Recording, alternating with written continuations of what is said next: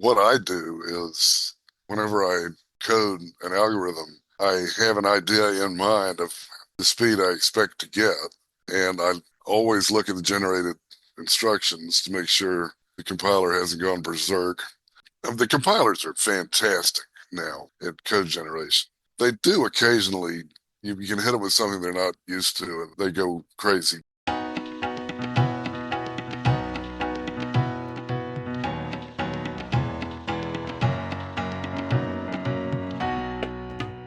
Welcome to episode 110 of Arraycast. I'm your host, Conor, and today with us we have... Actually, we should have figured this out. I think you might be a panelist this time, not a guest, but we'll get to introducing him in a second, and we will do brief introductions from our regular recurring panelists. We'll start with Bob, then go to Adam, and finish with Marshall. I'm Bob Therriault. I'm a J enthusiast, and I'm very interested in what we find out about J today.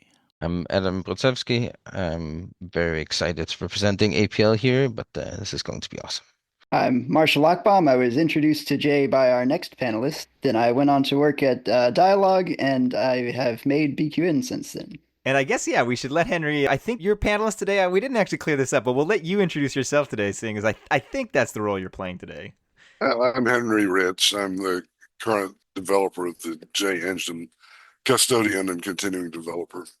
And I believe this is the first edition of Primitive Talk. We talked about it over the last 3 or 4 episodes, and there had been some unofficial requests from listeners that reached out to me personally, and I think just via email, saying they enjoyed the deep dives, whether they were intentional or unintentional at the time, on just single primitives or single glyphs that might stand for 2 primitives. And today we are going to be talking about replicate/copy modulo the name, because depending on the array language, it might have a different name. And, even some of these, they kind of double as multiple algorithms in one, depending on the implementation behind the scenes. If the dyadic version, your length of your shapes. Anyways, how do we want to start this? Do we want to throw it to our guest panelists, and then we'll go around and try and get coverage of all the different array languages? So I guess, Henry, will let you speak for J, and then we can get BQN comments, APL comments. So I think we're going to try and cover K and Q as well, and figure out the name and implementation differences. Maybe we should give it a historical perspective, where it started. Because, so you say multiple algorithms, but in APL 360, there was no replicate. There was a function called compress, and it was actually quite a while before replicate was introduced. Okay, so should we start there then? Yeah, I think we should describe what it does, and then we can build on that. It doesn't matter really what the symbol of the name is, but we can see how they all kind of stem from there. And then I think we should take a slight detour to explain what Q and K does, and then we can come back to actually discussing the primitives. All right, sounds like a plan. So is it Marshall, Adam? Who's going to take the historical? Adam, maybe? Okay, I guess if I represent APL. So, original, even Iverson notation had this notion of compress, which was applying a Boolean mask to some data. And so the ones and the zeros for the Booleans, they would then sort of squeeze out anything that corresponded to a 0 would be squeezed out. Anything corresponding to a 1 would be kept. So in a way, it's also what we'd often call a filter, but it doesn't take a predicate. It takes the Boolean. And actually, original Iverson notation and carried over into APL has both the first and last axis. You can't really speak like that in the Iverson notation because there were only 2 axes, but vertical, horizontal for matrices. And that was carried over in the APL into a first and last axis replicate. It became replicate later, compress. Then I don't know exactly who noticed that, but it was noticed that you could see the Boolean also as a count.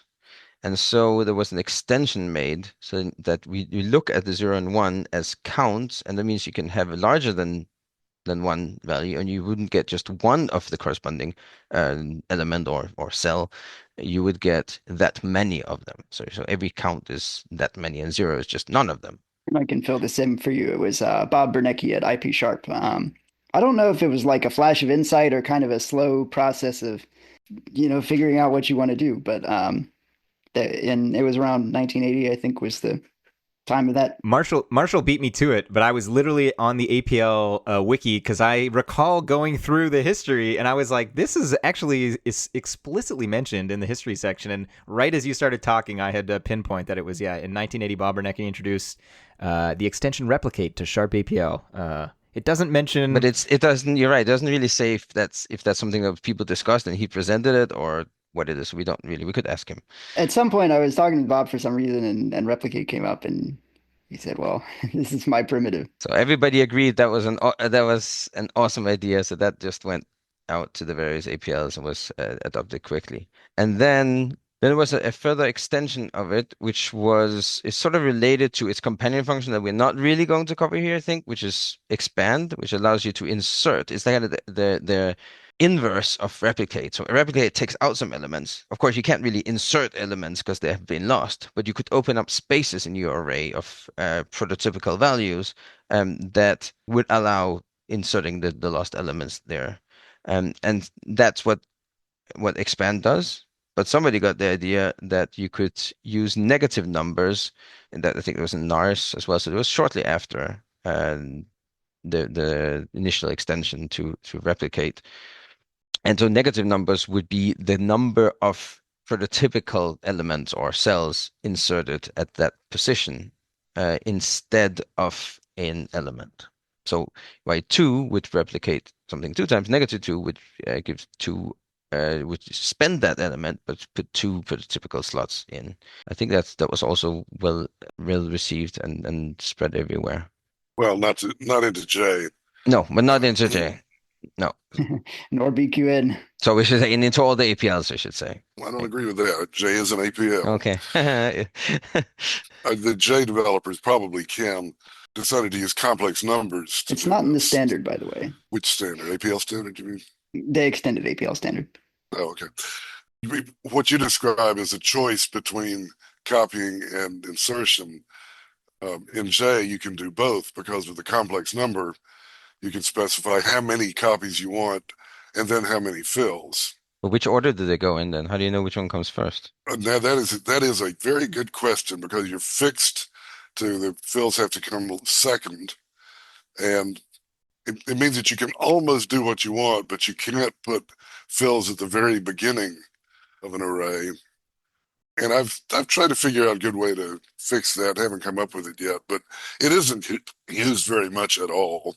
So considered it not worth fixing. So if you had a complex number that was 0J6, it's not going to put 6 fills and no initial? It will, but it'll use up an argument element. So you'd have to put some dummy value on the right argument. Oh, yeah. Which is not that bad, but it's just like you don't really want to do it.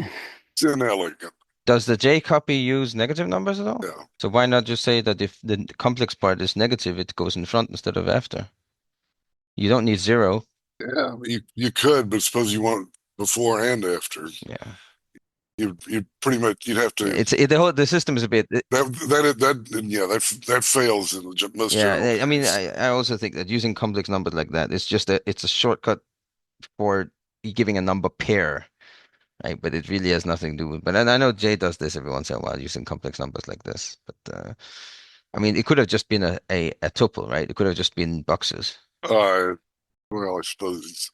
And if it had been a 2-element box, then it could have been the current real and complex part. And if it's a 3-element box, then it's how many before, how many of the element itself, how many after. I mean, yeah, it could have been. Anyway. Yeah, but I would hold that if you have to change a number to a boxed thing, you're precluding it from use in large applications, and that's just poorly specified. It's too inefficient to use on a big job.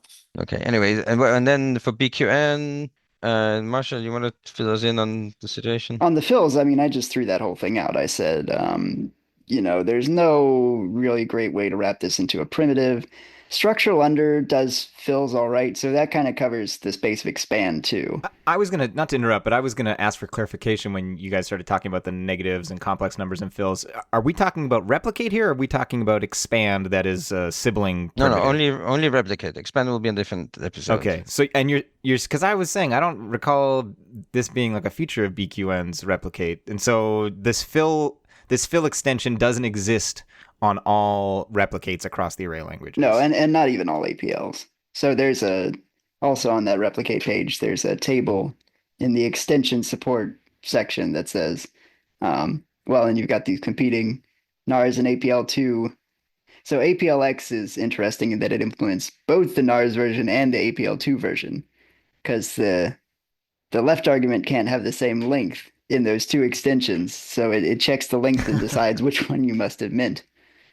But then a lot of other dialects, most of the mainstream dialects do one or the other. We But haven't really explained what the difference is between those two. I feel too. I put the cart in front of the horse, and we will. This is our first primitive talk, folks. So I'll make sure not to do this next time. The first thing I'll do for next primitive talk is we will name them, because I realize probably our Weewa listeners, if they're Weewa only, might be a bit confused. So in J, it's called copy. In the APLs, APL, tiny APL, it's called replicate. Some people refer to it as compress, or that, I guess that's the history behind it. You refer to it like that if you use it as a filter like that. Right, yeah. Often we've given names to primitives by their usage, so it makes it easier to understand. English is a terrible language. But Weewa has a different name for this. They call it keep. And I actually don't know if K and Q, do they have an equivalent of this, or is that a different story that we'll touch? No, so the way it works there is that when they designed the language in the implementation wise, they rejected the idea of bit booleans, and therefore there's no real reason to prefer working on bit masks. So instead, they tend to work on indices.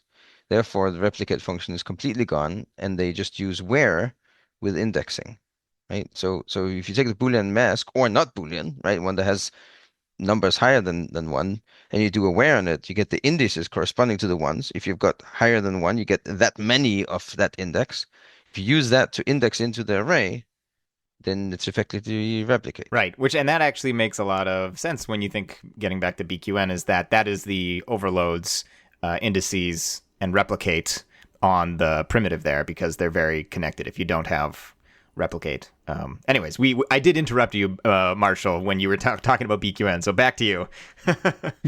I was getting to it. Yeah, I think that idea of saying that replicate and indices are connected and they should be on the same glyph, which I do use the / for, that's what I consider at least an improvement BQN makes, and that's the big change. Other than that, as I said, I throw out the whole idea of trying to add fills and stuff.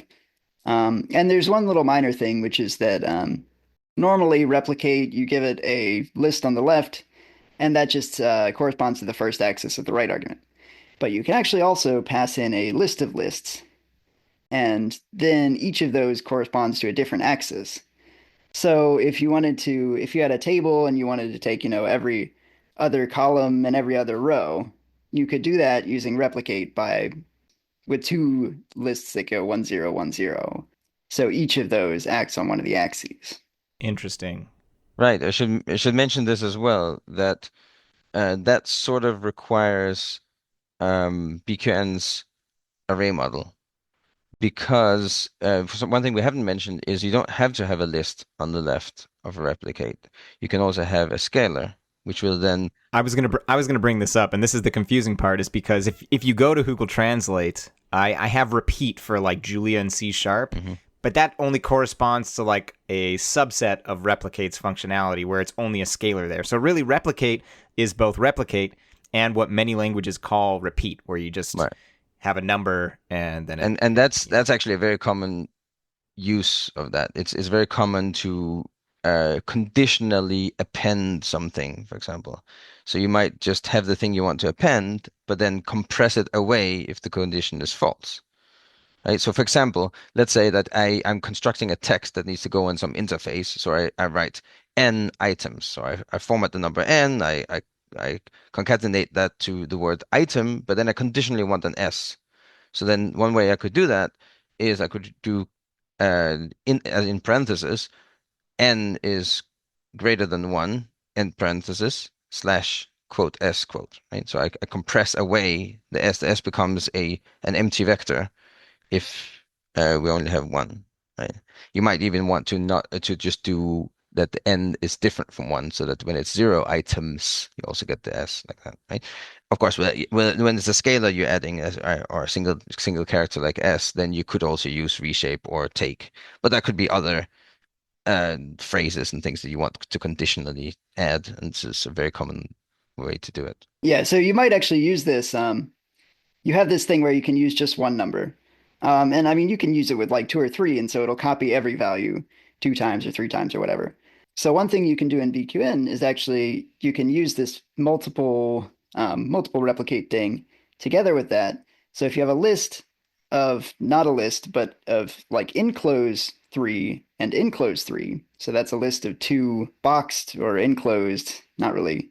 I mean, BQN doesn't actually have boxes, but a list of two scalar arrays that contain numbers. Then it knows, because the depth is 2, it knows to use this nested mode. And so it applies each of those to an axis. And like if you've got an image and you want to scale up every pixel, scaling by 3 along both axes, or both of the height and width at least, that turns each pixel into 3 by 3. So that's a good way to scale up.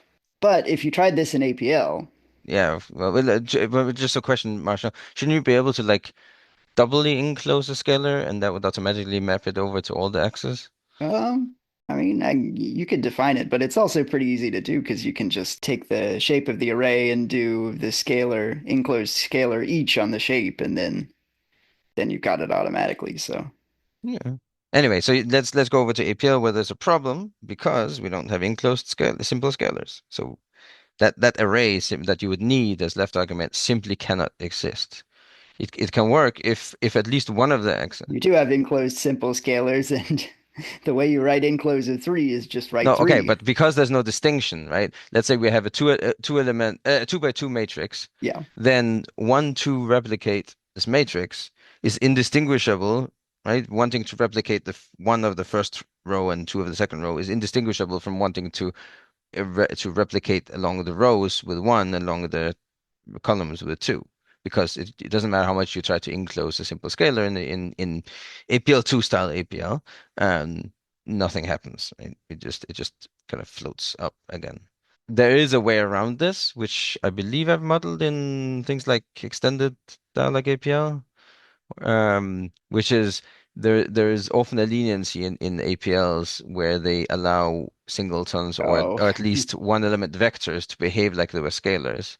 So, and that is the case for replicate. So if you use a one element left argument to replicate, it will still work against all the cells on the right argument. so yeah, you could do a ravel So each yeah, there. exactly. You could do a ravel each instead of enclose each, and that would work. It's a little bit ugly, but it could be done, and I think it should be done because I think it's a really cool thing to be able to replicate along multiple axes together. We even have first and last axis replicate, so you could do like all the leading axis and all the trailing axis. And you didn't need the rank operator so much. Yeah, I think that covers just the description of the perimeter, right? There's maybe something to be said about We didn't actually say what indices is, did we? with indices or where, yeah. Oh, okay, so maybe again historically, it very quickly it occurred in APL programs that the phrase slash, which is replicate, iota, which is the index generator, row, which is shape, became an idiom, or we call it, or like became a phrase that people just read as a whole thing. Right? So what does that do if you think about it? Let's just do compress it first. So we have a Boolean on the left. Boolean compress the indices of an array, right? Iota row, or the indices of the shape of an array, those that just enumerates all the cells or enumerates all the elements. And then if you use a compression that's effectively selects certain indices, the indices corresponding to the ones in the Boolean. So this phrase actually is a translation from a mask format to indices format. Or it could, in other words, it tells you where the ones were. And this is such a common thing. And of course, these have to conform, right? So you really don't need two arguments. You just need the Boolean mask. That it was a candidate for becoming a primitive, and it did become a primitive eventually in dialog APL, and it had been already a primitive in other. Yeah, well, I think the cause in dialogue was probably I'm not totally sure about this, but I think was because Roger came from J to work on dialogue, and he'd added it in J, and I know actually he added Mm. it because Arthur Whitney told him to. I mean, I don't know if that really fits chronologically because it may be. It's too late to ask him. I mean, I don't have like positive proof, but there was a statement somewhere that I read that Roger said, well, um, like early on in Jay's development too. This was not a long after the fact recollection. There's something where he says, "Oh yeah, I added capital I dot because Arthur said this is a good idea." Oh yeah, I believe you, but whether that's the reason why he added it to dialogue APL, I'm not sure. I think it Well, I was. mean, ultimately he added it to dialogue because he thought it was a good idea, but Yeah, but I uh, mean, it was I broad mean, the reason consensus. for It that is was experience using it in J. exactly, and everybody agreed. Everybody saw this idiom, and even in a dialogue sense, it's an idiom. Slash iota row is a phrase that the interpreter will recognize and doesn't actually build all the indices first. It just directly translates the Boolean mask to indices. So it's definitely a top candidate to become a primitive, which it became version 16. I didn't say, but I wanted to when I can't. Was it Adam that you said we haven't described what indices, or one of us? It was either you or Marshall. And in my head, there's this Instagram guy that his response is he hears something he doesn't like and he goes à la poubelle. And when you said if we didn't describe indices. If you've made it 110 episodes and you don't know what indices is, à la poubelle. Anyways, it's I might work that in for like the next 50 episodes. It's makes my fiance laugh quite a bit, so I've been saying it quite often.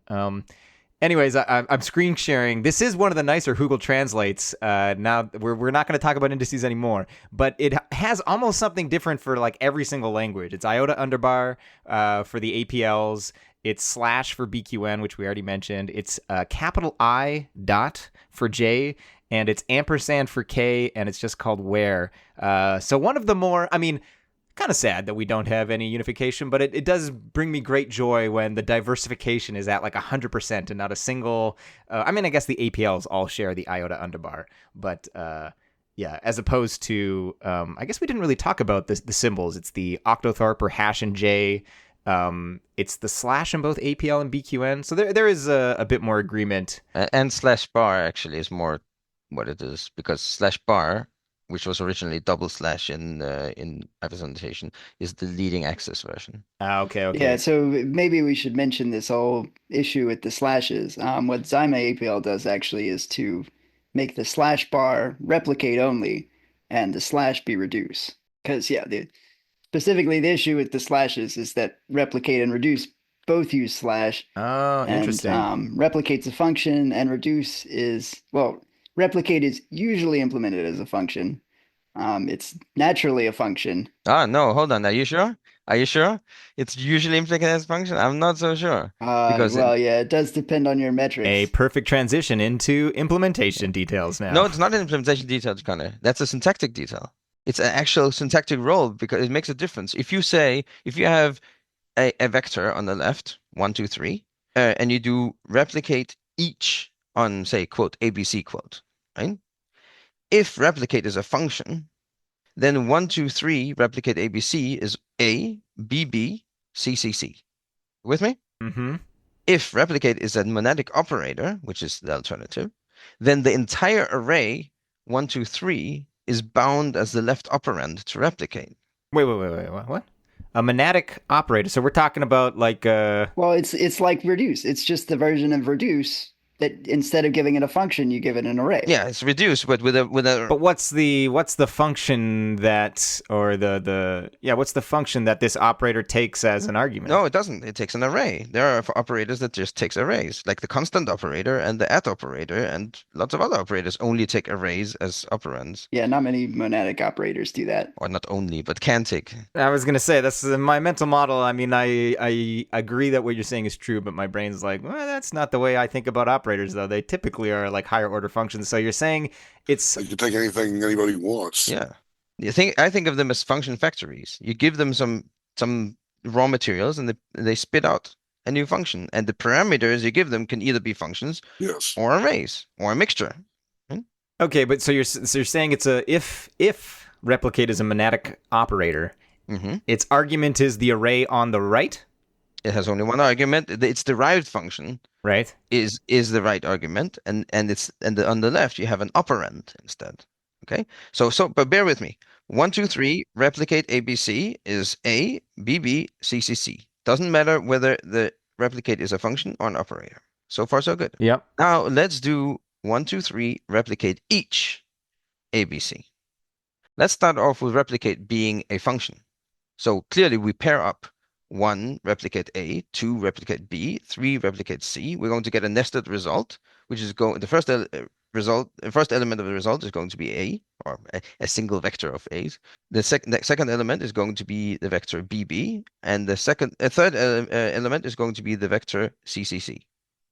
I follow you. Okay.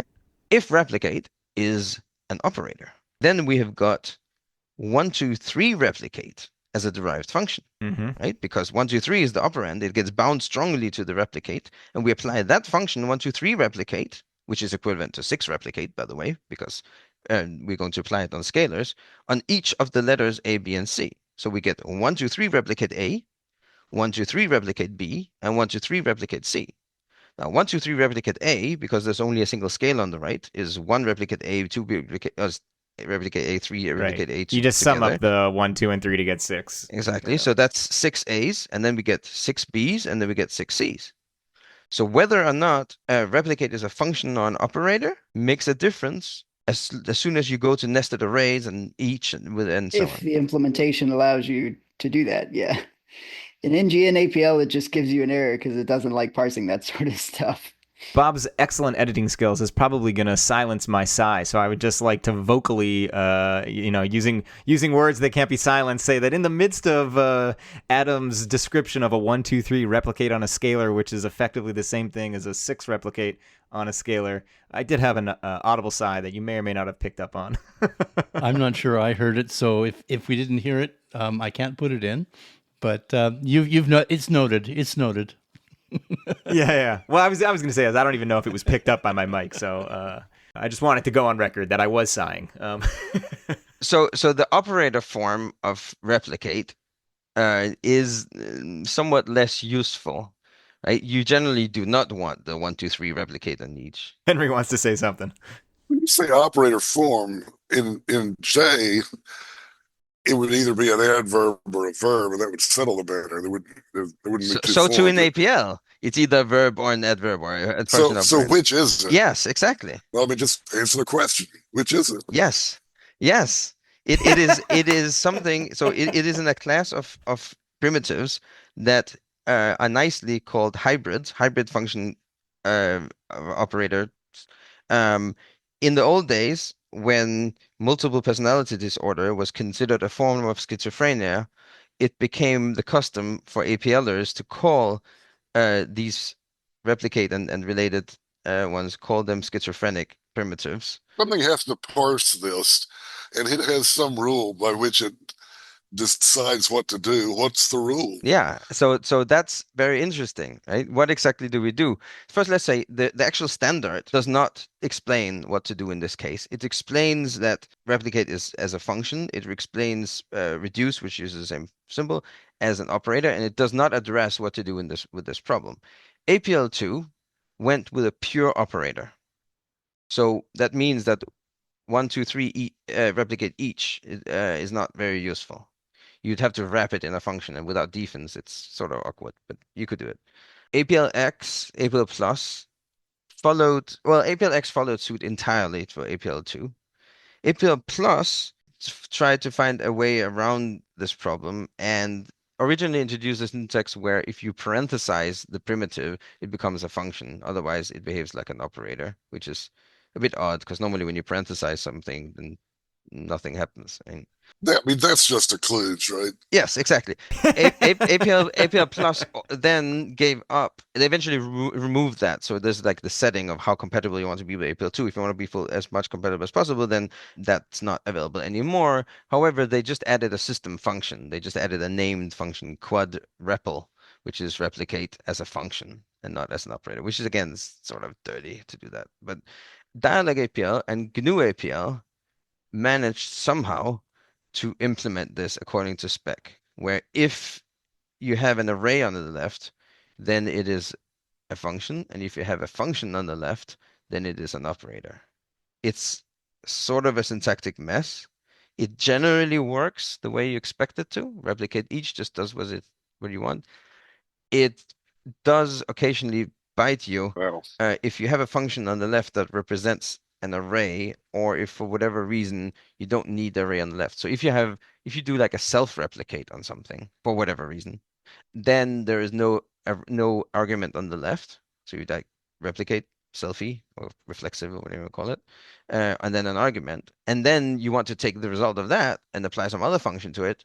Then things break down because the function could just be a minus, right? So minus, so in APL, we do minus slash selfie on an array, and then the slash will capture the minus as its operand, and well, things go really bad from there. That's bad. And also in tacit programming, things tend to go bad because you have a train and then you have many functions, and the function on the left of the replicate is supposed to produce the left argument to replicate. But because they're adjacent to each other, the replicate acts as an operator and binds it. So that's a bit of a mess. And finally, it is a useful thing if you have a two-element vector of, say, a mask or some counts and some data, you might want to insert replicate between those two elements. And being that they are the same symbol, so in slash in APL, so then you would write slash slash, right? So that's a replicate reduction, which is fine. It sort of looks a bit odd, but it's fine. The problem is in APL that also implies an enclosure because reduce always encloses. So the next step, almost always after that, is you want to disclose. So you tend to write the phrase disclose slash slash, and it doesn't work because instead of getting the disclose of a replicate reduction, you now get a pick, which is the dyadic form of disclose, a pick reduction, which is absolutely not what you want. Or at least very, very rarely. I don't remember. I can probably construct some case where it will do something and not error, but I've never actually needed that. So it's a bit of a mess. So when you got that slash slash, the right slash is a function, and the left slash is an operator. No, the right one is an operator because it has something on the left, and the left one is hybrid. We don't know until the last moment what it is. Right. It's just at call time, and there are other weird effects of this because you can ask for the syntactic class of things, and the interpreter can't determine it until you actually use it. So it will claim it's a function, but then you can use it as an operator, or you can take a slash as an operand, and we know operators can't take operators as operands, but you can give a slash as operand because it will then be a function temporarily until it's inside the operator. And inside the operator, you can then use it as an operator because it's just slash and it does whatever you want of it, right? You got to be careful, Adam. This might be the last time Henry ever comes back for a primitive talk or ever attends, because it looks like he's about to have an aneurysm. Well, no, I do want to be on record that all this dirty laundry is part of APL. And I guess Ken saw it all coming and he decided to make sharp a copy, a verb, and not try to overload it with the reduce function. And if you do that, everything fits together pretty well. Well, I think he only fixed it in J. While you were describing that, I was thinking, and you guys can actually make this work? Mostly. It always does something. Most of the time, yeah. Yeah, it might error, but yeah, it tends to work. In most cases, it's not actually a problem. It's already a problem. Its most common cases are the slash slash thing, which occurs in like one single thing that you might do, and then the trains. It occurs fairly often. Trains are pretty. If you use trains much, it's really a hassle. And our CTO for a long time, he was like kind of dismissive about this problem, and then or a couple of us pushed him to try out some trains more, and then he realized that, oh, when you do tacit programming, which he questions the value of, but if you do tacit programming, then yeah, you do hit this. So there's some mitigations for that. Often you can use that top operator, and that sort of takes care of it, because if you have the slash as a right operand, it will act as a function no matter what. Especially now with the behind operator, it takes care of a lot of the cases where you otherwise bump into this. Because very often you want like a predicate providing the left argument to the replicate, and then you just want the original data as the right argument. So instead of writing as a three train predicate replicate and identity function, you can now write it as predicate behind or before, if you want, replicate, and then things just work fine. But there is the possibility, of course, of adding a new primitive or primitives to replace the functionality of the slash, and just like sort of forget about slash ever being a function, just treat it as the operator, just treat it as reduce, and then use the new symbols for that. So there's a way out. Yeah, that would bring you up in good shape. Yeah, exactly. So the a candidate symbol for that would be like the double slash, going back to old Iverson days. That's what he actually used for first access replicate, or it was compressed at the time. So there are some possibilities, but it's also expensive, because then maybe you also want the last access one, and if you're doing this, maybe you should do it for expand as well, which has the same sort of issue. So then we need 4 new primitives to get around the syntactic problem. Yeah, APL has some luggage. I'll be the first to admit that. Still the most beautiful though. Warts and everything. Some people find warts attractive. I was gonna say, should we follow up that? I don't know what the word is to use. This is one opportunity to leave it tacit. Yeah. And yeah, get a description of Jay's copy or BQN's replicate. I imagine does not have as much history or baggage, maybe we'll choose that word, as APL's replicate. Well, I mean, we described him, didn't we? There's nothing to say really. They just don't. Yeah, they just don't have it. Yeah, I mean, they're functions. Well, yeah, we don't have the problem of definition, but the implementation is still interesting. Yeah, you want to segue to implementation now? If we describe what they do. Yeah, I mean, it's almost trivial. You say X sharp Y. Each item of X tells how many copies will make it the corresponding item of Y. But the implementation is surprisingly large, really. In J, there are 3 separate cases. One is when X is Boolean, and that's a mask, as you've been talking about. The second is when X is an integer, and then you've got possibly more than one copy. So Boolean, you either keep the item or not. With integers, you have the option of keeping a certain number of copies of it. And the X can also be complex, which has this addition of fill. Well, I think the first thing to note is the only one of these that people use much at all is the Boolean version. So the integer and complex versions are implemented with the usual care, but without too much worrying about individual machine cycles. So if you have Boolean X, well, what special cases are exactly as Adam said? 0 and 1 are both interesting. 0 returns an empty. 1 returns the Y argument unchanged. And so it's important to first cleave those off as special cases so that they take very little time. If X is an array, well, now there are a couple of questions that really you have to answer before you even start thinking about this primitive. How do you represent Booleans? Are they bit masks or are they individual bytes? And you can make an argument either way.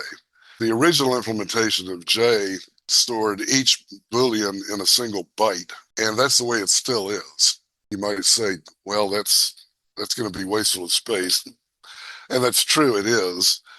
But in this case, where the X argument is so much shorter than the Y argument, the amount of space lost is not particularly important.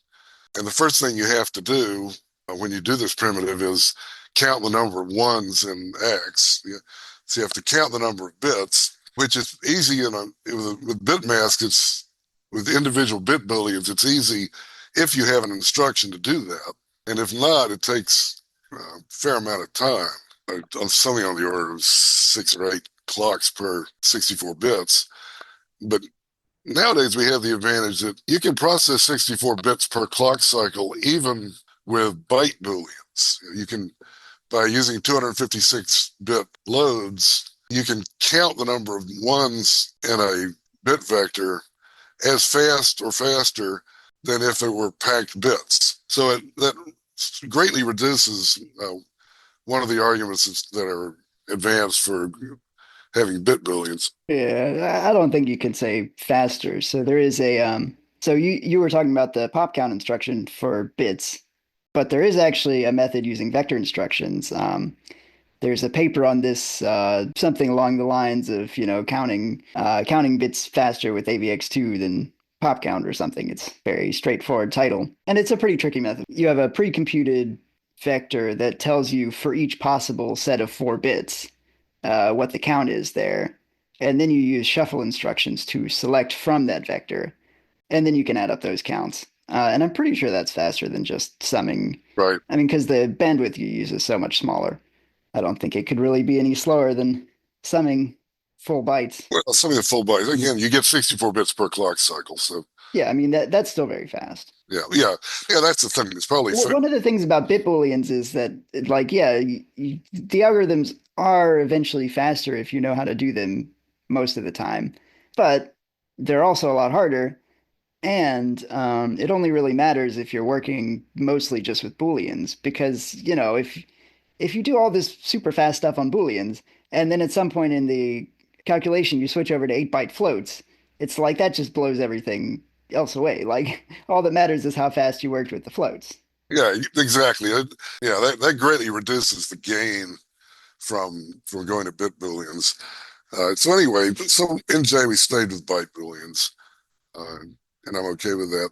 The second decision you have to make up front is: are you going to support modification in place?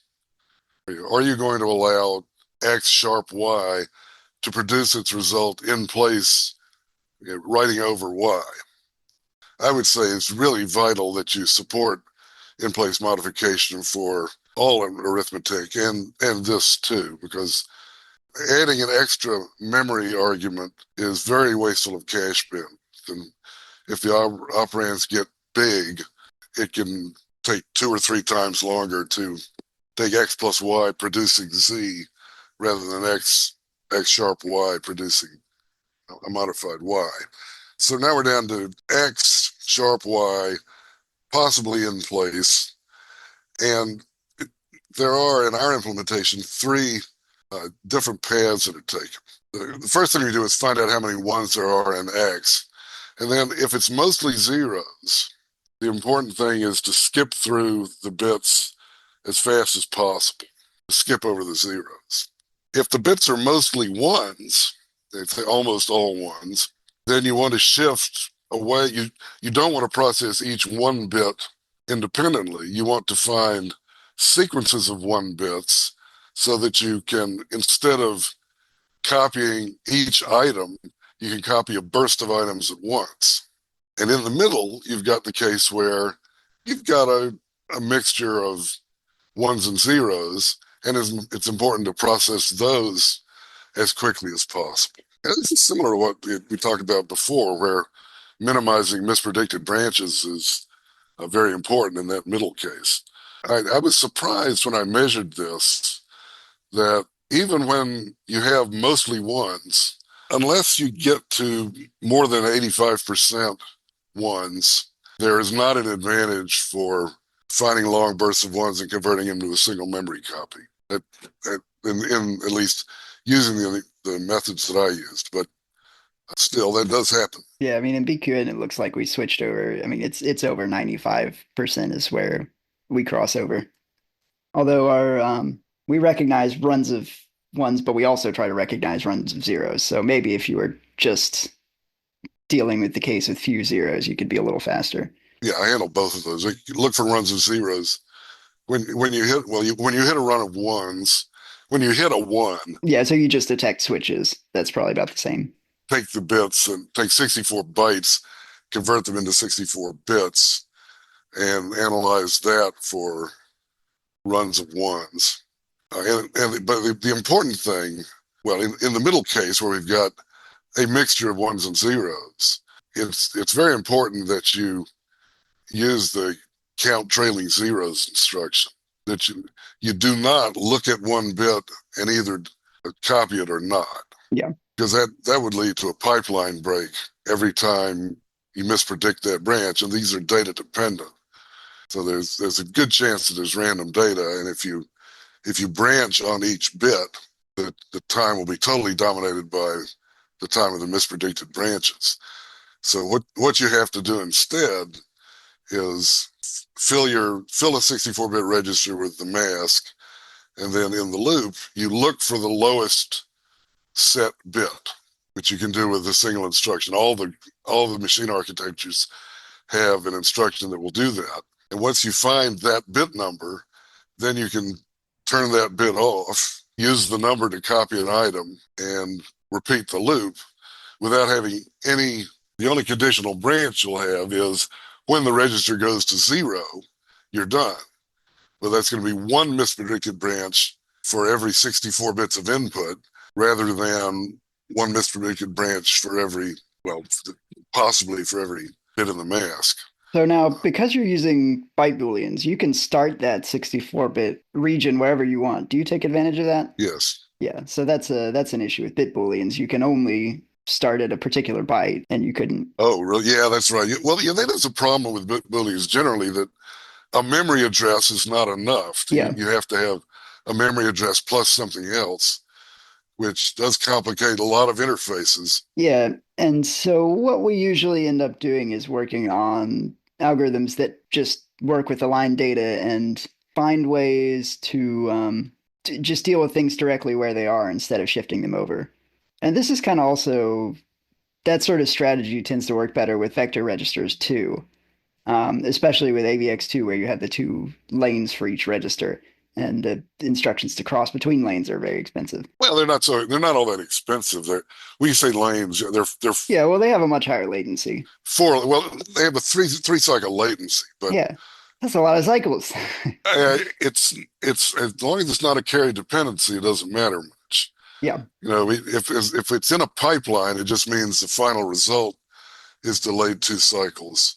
But I can still stack the requests in 1 per clock cycle, and yeah, like for example, a thing that you would not want to do is if you had the overall algorithm I described, where I have a register and I find the index of the lowest bit. Now, it would be tempting, and I know it's tempting because I made the mistake the first time I implemented it. It's tempting to say, okay, I found the lowest bit. Now I'll shift the register by that many bits and repeat.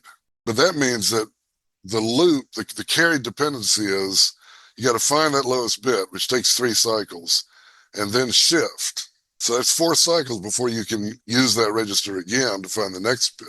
If you do it the other way I described, you can find the lowest bit and then clear the lowest bit, but that doesn't require knowing where the lowest bit is. You do that by ANDing the register. You take the register ANDed with the register -1, and that turns off the lowest bit without you ever knowing which it was. And in fact, under AVX2, under the modern Intel instruction set, there's a 1 instruction variant that the compiler will find. And there, even though it takes 3 cycles to find the lowest bit, I can make a request every cycle. So the latency doesn't cost as long as I'm not using the resulting instruction that has latency. About the alignment, what I've found, and if there are any listeners out there who can amplify on this, I'd love to hear from it. It seems to me that unaligned stores of vector arguments are pretty expensive. Not like generally, not if they don't overlap. Well, I mean, they're gonna overlap because you're doing them in series. Well, so I guess that's your problem. Well, yeah, okay, but it's not a problem with the alignment per se. It's a problem with the with not being able to do store forwarding, I think, is more the issue. Because like if you store something, if you have a single value and you store it and immediately something else reads it back again, there's a store forwarding path that it'll still go to memory, but the read won't touch memory. It'll kind of grab the value while it's in process. Right. The read is satisfied with the write buffer. As far as I can tell, write buffers are not coalesced at any time. So if I store 2 consecutive values, I'll take 2 write buffers, even though they could be combined. Yeah, and if they overlap, I think it's actually dependency resolution is what the issue I'm talking about, or the issue you're running into is more. At some point, the hardware just can't keep up with a bunch of writes that all overlap because that it needs to figure out what the final value is going to be, and it's really designed to work in this out of order paradigm. Right. Anyway, so what I find in all the arithmetic that the JE does, you can't. You have to decide what you want to have aligned because the different arguments can have different alignments. We make sure that the argument we store to is aligned on a cache boundary and let the others fall where they may. And that seems to work pretty well, that the hardware handles unaligned loads just about as fast as aligned loads. And there's a penalty for unaligned stores, so we avoid having unaligned stores. But it means that we can handle these unaligned booleans without really, we don't have to worry about it. Yeah, so you could, because you're just reading from the booleans generally. And I guess you write bit booleans.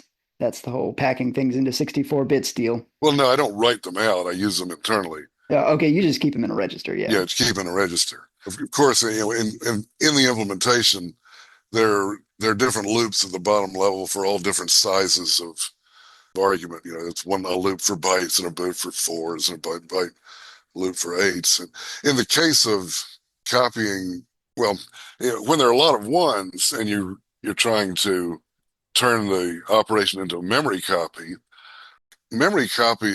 that's fairly short, an awful lot of time can be spent trying to get the last few bytes right.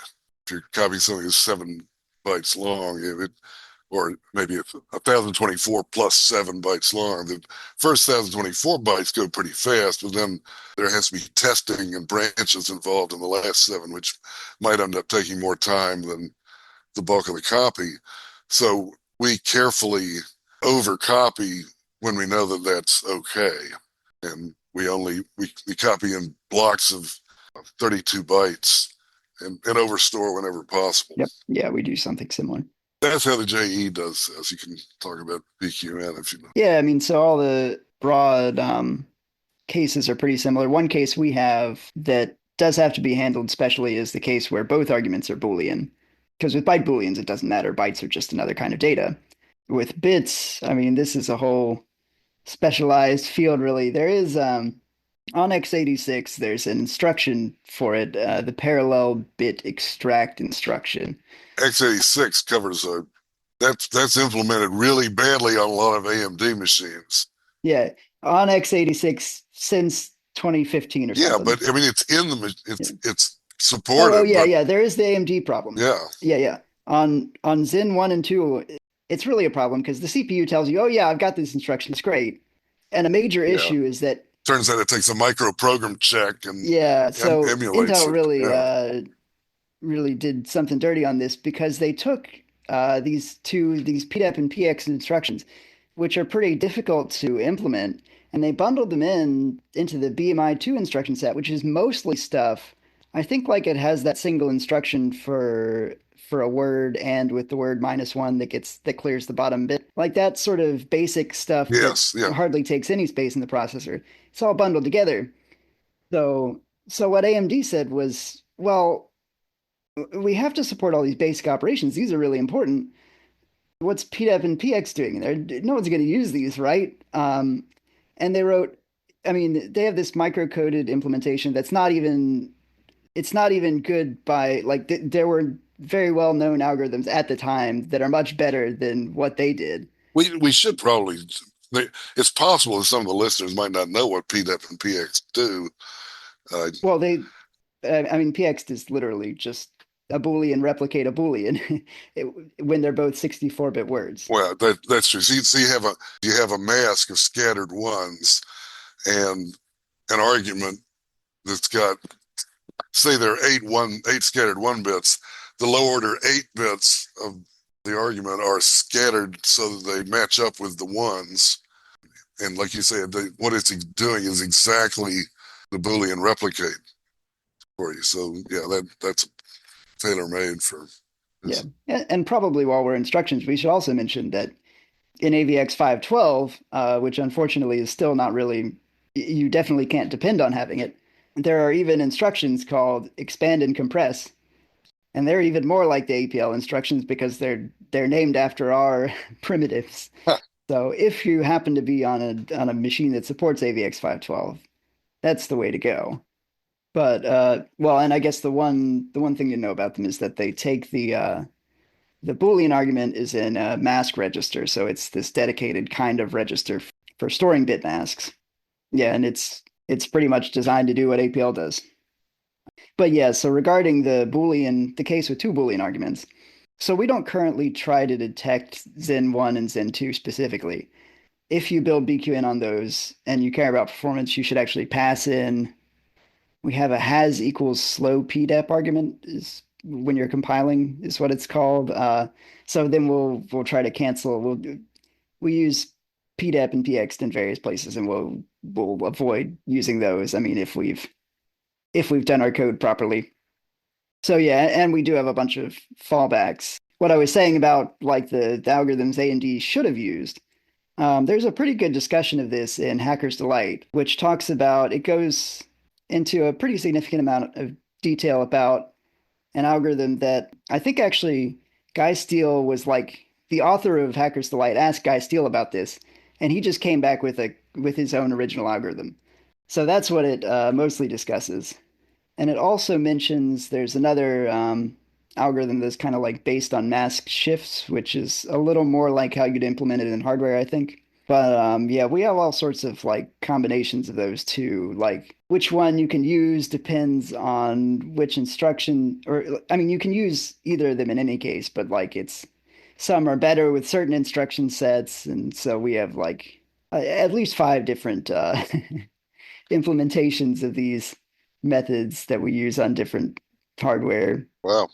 on different different instruction set support levels. What's the difference in performance if you say you didn't specify for each? Are we talking orders of magnitude? Are we talking 2 times or?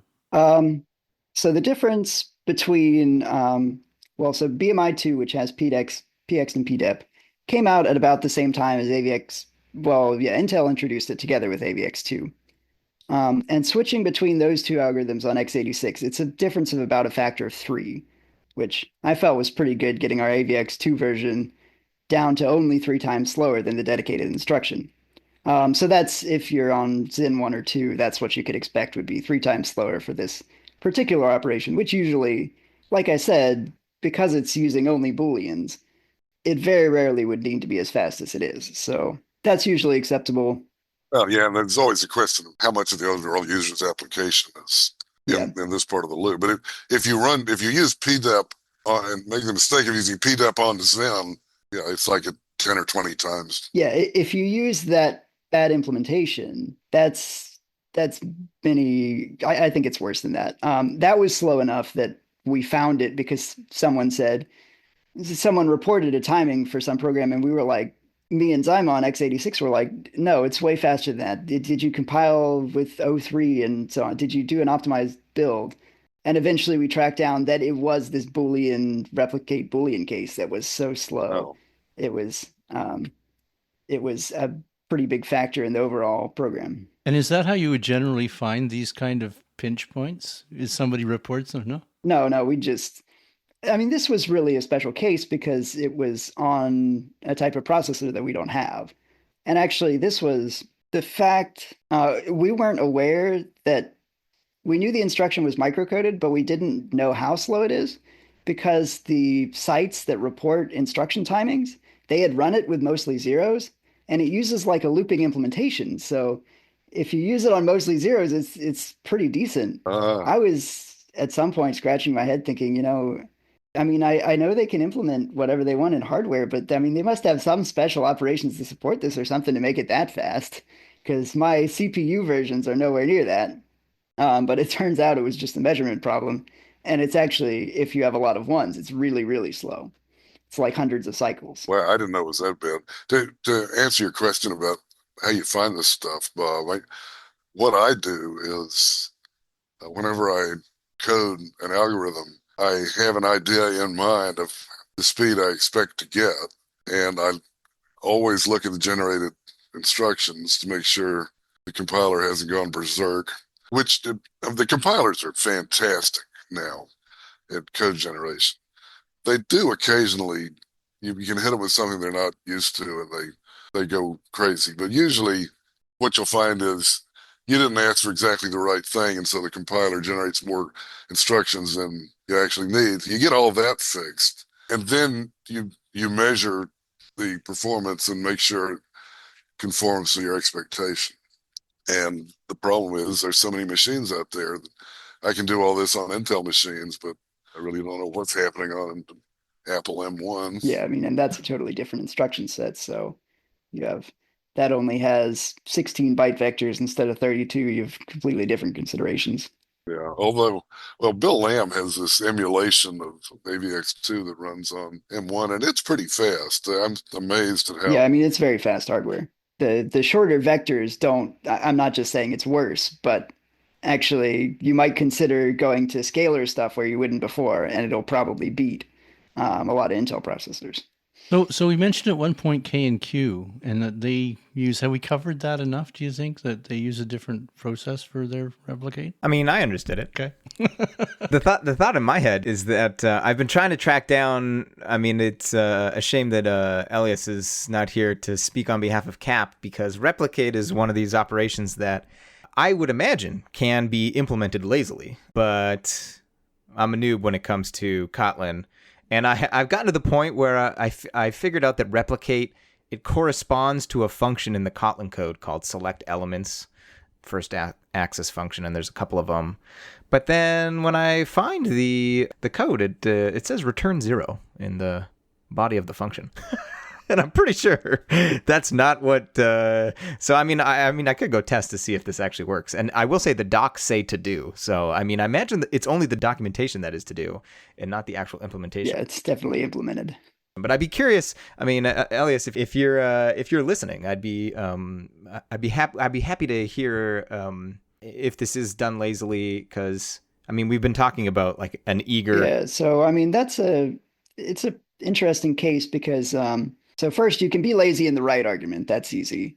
The left argument, you pretty much can't, because you have to, like, if you ask for element 100 of A replicate B, the only way you're going to know what that is calculate enough of A until you reach 100. I mean, assuming A is even Boolean, which is hard to know, you'd have to calculate enough of A to reach 100 or 99 ones. I think 100 depends on index origin. I would imagine that a potential implementation of that, and this is just me hypothesizing on what CAP does, is that any kind of selection either then materializes the result. So it's like you have a lazy object that in certain situations you either have to materialize, or you don't even technically need to materialize the whole thing. You just treat like index selection at 100 as like a take 100, and then you do just like the last of that operation. Yeah, it's all implementation dependent, right? I have no idea what CAP actually does, but I'd just be curious to know like if he treats replicate as in the class of things that are lazy if they can be, you know. I would expect so, because I mean he's pretty serious about doing that right. Yeah, and I mean usually. Like if the right argument is, I mean, it could be arbitrarily large elements. If you can skip even computing a lot of it, right, that's pretty great. And I mean, the left argument can be like X is greater than 4 or whatever. Like that's a fast computation. So if you have to materialize the whole left argument, that's not a really big problem. Yeah. So maybe kind of the obvious implementation to me would be if you're going to materialize the whole left argument, instead of trying to do it on a prefix, what you do is actually just call where on that left argument and then do a selection using however you implemented the selection primitive. That's definitely lazy. And then you're automatically lazy on the right argument. Yeah. If you're listening, I know he's a listener or was a listener. I'm not sure if he stopped at any point. I don't know if we said something about CAP that would have caused that. But if you are listening, you said a lot of things. If you are listening, I'd be curious to get a note, and maybe we can organize one of these primitive talks in the future where he attends, and then he can just recap every primitive that we've covered up till then in like a little rapid fire CAP differences. Because of all the APLs out there, I imagine his implementations are going to differ like the most widely from. Yeah, I mean, he can do it as rapid fire as he wants. We're still going to be sitting around for like days. That's true.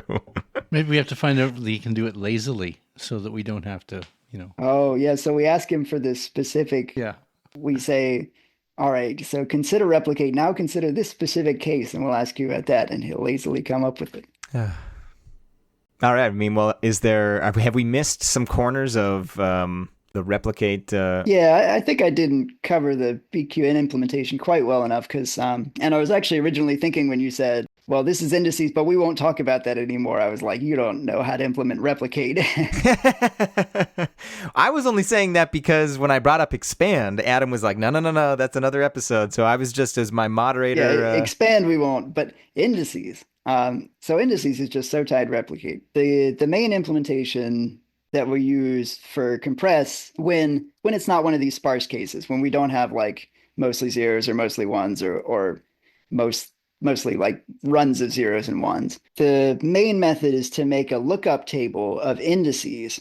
So we have a few different sizes, but maybe you'll have a table that takes 1 byte and produces the indices of those bytes into an AVX2 register. And then we'll use that together with a shuffle instruction, which is like the AVX or SSE form of selection. So we're basically just doing indices select. And then we also have to figure out how many ones were in the byte so we know how far. So we'll write that selection to the result. And then we'll also have to know how far to move along. And this is overlapping too, because when you compress a register, when you do that selection, only the first some number of values are actually going to have anything in them. The rest are just there because vector registers are fixed length. So the basic idea is a lookup table of bytes to indices and then a selection. And that's pretty fast because it handles more stuff at once. Adam, you had your hand up too when I was saying, did we carve out all the corners of replicate? Well, I mean, there's one thing that may be interesting too. I haven't really explored what happens in the other array languages, and that is what happens when you replicate a scalar. So does everybody agree that because really we say that This is not about the implementation, right? Because no, it's not about the implementation. No, but you did you it. just add up the left argument. That's all you. Yeah. Although I think dialag had some messy code if the left argument has a mix of positive and negative numbers. Yeah, so I mean, I assume, Conor, you're asking if there are any edges on replicate that we want to address, not on the implementation of replicate. Is that correct? Because we didn't even get to the implementation of replicate, not compress. Well, so what was your question, Conor?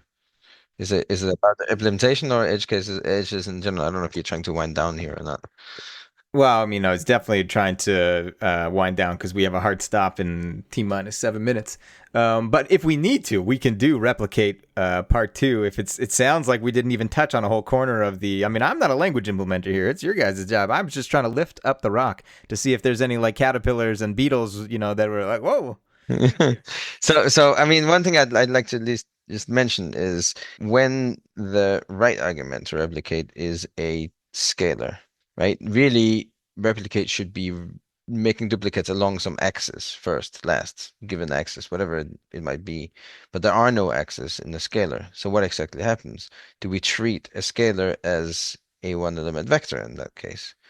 I know APL does that, which means that one replicate 2 is just a vector 2, and the same thing for 2 replicate 1, and so on. It becomes just 1 as a vector. And this is used actually to make sure that an array has at least one axis. There are cases where you need it to have at least one axis, but you don't want to change anything otherwise about the array. So people will write an APL 1/ on that array. So that's a 1 replicate. Presumably it does nothing, right? Because whatever you have on the axis that it's working on, 1 replicate just means you take every cell or everything along that axis in and do one of them, so everything stays as it is. But if the right argument is a scalar, it gets transformed to a vector. And I don't know if the other languages do this. Do they error if the right argument is a scalar? Or I actually had to test this out in BQN, and it does not allow it. As you can tell by the fact that I have no idea whether I allowed it or not. It's people don't run into issues with it very much, or at least they don't report them. Yeah, this is one of these things where, I mean, it's important, but I'm, to figure out what to do. But this is where I'm just happy I'm not a language implementer because, this is like not a thing I would ever type. And if I did, I'd just be like, oh, replicate doesn't do it. Let's see if reshape works. And then one of them will. And yeah, that is actually so. People do sometimes do like 5/A or something, trying to get a list of 5As because that works in APL. Yeah, it works in J also. Yeah, and then you have to say, well, use reshape instead. That's what the primitive we like for that. Yeah. Oh, so this wouldn't work for K either, K and Q. Because if you just have a scalar, you can't index into it with a where. So if you do a where on the 5, that might give you 0, 0, 0, 0, 0. But those are not valid indices for a scalar. Well, we have the whole outdexing thing, right? I don't see how it could possibly work. I mean, even if you So I'm not actually sure. Yeah, so NG and K does give you a type error. yeah. So to in Shakti. I guess, I mean, yeah, the indexing primitive in K is the same as function application. So of course it really depends on the type, and it has to be a list for it to mean indexing at all. Yes. Otherwise it doesn't mean something else. Yeah. It means execute or something. I think. It means lots of things. No, if it's a scalar. It applies a function. If you apply to Is that the one that with strings? yes, indexing is, but Like the basic meaning in K is that it's the same as applying a function, which when you apply a list as a function, that's indexing. yeah, but So if you try to index or apply whatever on a character scalar, then it means execute in that language. So if you apply to the letter, yeah, and if you apply, so yeah, that's a bit of a stretched interpretation in my opinion, but many Ks do that. yeah, I mean, it makes sense. You apply a K on a string that's executing K on it. Apply Q on a string, run the Q on it. Apply J on the string, then you run J on it. Makes sense, babe. Oh, but it does have to be a single character, right? Because otherwise it is a Why would list. you ever name a programming language with more than one? Can you tell me one successful, well-established, recognized, respected programming language that has a name that's not a single character? Good question. No, exactly. There aren't any. Hard question. All right. Let's calm down here. I'm asserting myself as moderator and host of the podcast. Tune in next time, and also, I've thoroughly enjoyed this, but this is our first time doing primitive talk. Like I said, I did put the cart in front of the horse at that one point. I'll fix that. But if you've got feedback on the aspects of this conversation, whether it was the implementation deep dives, the design deep dives, the history deep dives, we definitely want to hear, because, clearly you can tell that we get excited when we talk about this, and it can turn into a little bit of ping pong back and forth of super. Anyways, we want to make sure that we're giving you the content that you guys and folks want. So if you have feedback, or even should we do replicate part 2 next time, or should we switch to a different primitive and then cycle back? If you have thoughts on that, or questions or feedback, you can reach us at contact@arraycast.com. And I won't do that lazily. I will actually put it in there. So contact@arraycast.com.